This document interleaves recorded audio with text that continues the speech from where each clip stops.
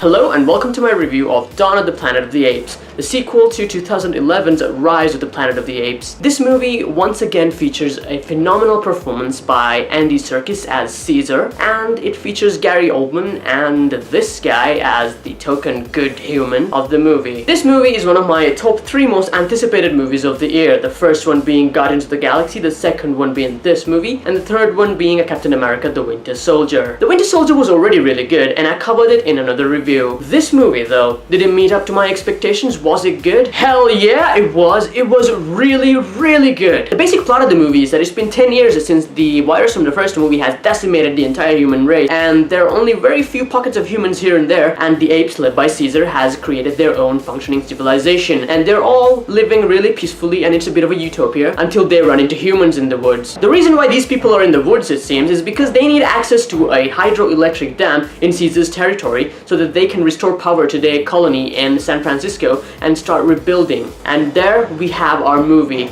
And I know what you're thinking. That sounds kind of similar. That's Avatar, you know? The hydroelectric dam is the resource that they need. The apes are the aliens that are trying to stop them, and then a war breaks out, and the good guy from the humans goes and joins the aliens. But no, the movie does not go there. If I were to sum up this movie, I would sum it up using these 3 points. Point number 1, whether you're a human or whether you're an ape, there will always be people who hate people who hate things that are different from them. There will always be haters. Thing number 2, there are no justified conflicts. You won't be sitting through the movie going, "Go apes!" or "Go humans!" because the conflict is presented in a really morally grey fashion. And honestly, I found myself feeling sorry for both sides because they had a chance for peace, but in the end, they just couldn't make it work. And that is really sad. Thing number 3, no one is better than anybody else. No matter who you are, no matter what you are, there's always gonna be rotten eggs. There's always gonna be people who don't think the way that you do, people who don't value what you value.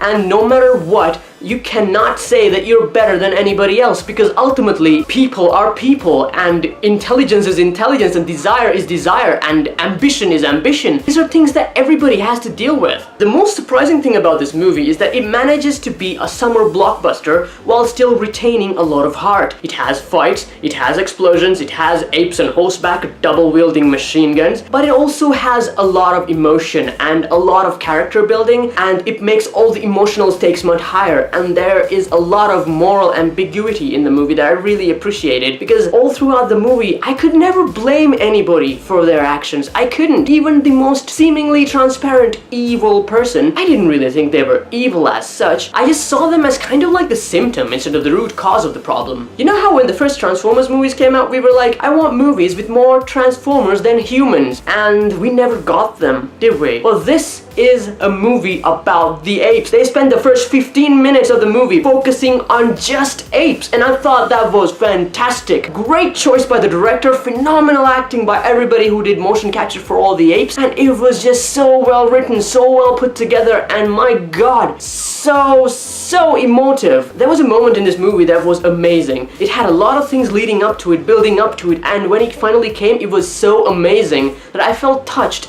and I almost had tears in my eyes. It was so good, and this particular scene does not involve any humans at all. In the end, Dawn of the Planet of the Apes is a phenomenal summer blockbuster with a lot of heart. It knows what it's saying, it knows how to say it knows where to go, what to do, and it does it so well. And I say this movie deserves the highest of 5s. So, Dawn of the Planet of the Apes, did you watch it? Do it. Are you gonna watch it? Good. Did you like it? Tell me all about it in the comment section below. I'll be making as many of these videos as I can and posting them every Sunday. So in the meantime, why don't you hit subscribe, and I'll see you on Sunday.